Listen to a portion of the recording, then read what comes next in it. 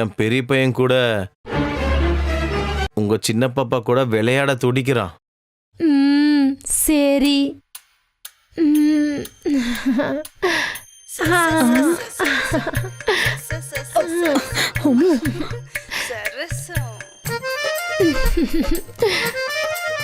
ஒரு நிமிஷம், மருமக தூங்கிக்கிட்டு இருக்காளான்னு பாத்துட்டு வரேன். பாத்துட்டு வாங்க. பெட்டு மேல உங்க பப்பாளி பழத்துக்காக நான் காத்துக்கிட்டு இருக்கேன். ஆஹா, பப்பாளி பழம் தானே, எப்படி கண்டுபிடிச்ச? ஃபுல்லா பார்க்கலனா கூட மேல பார்த்தாலே தெரியுது. யூ நாட்டி.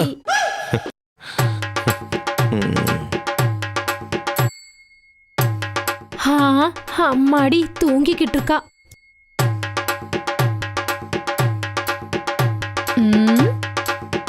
இரு, வந்து என்ன பண்றேன்னு பாரு. நீங்க அன்னைக்கு அப்படி பண்ணதுனால நான் எவ்வளவு கேவலமான வேலை செஞ்ச தெரியுமா? இறங்கி போனியா? என்னடி ஆச்சு?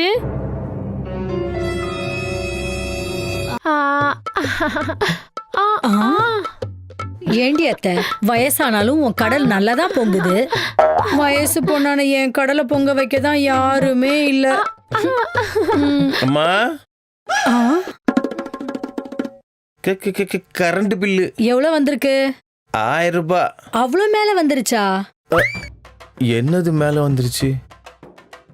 மீட்ரு. நல்லா அமுக்குறீங்க போல இருக்கு. ஆ?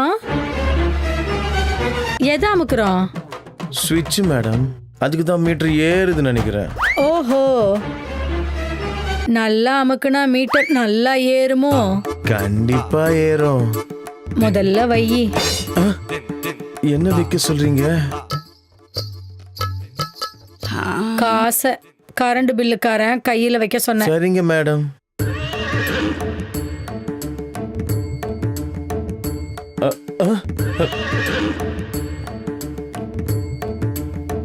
ஏன் போகாம நிக்கிற? தாகமா இருக்கு மேடம்.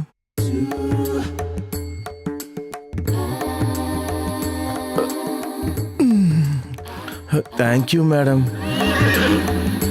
என்ன உனக்கு வேர்க்குது? நீங்க அப்படி பாக்குறீங்கல்ல, அதான் வேர்க்குது மேடம். வேர்க்கிறத பார்த்தா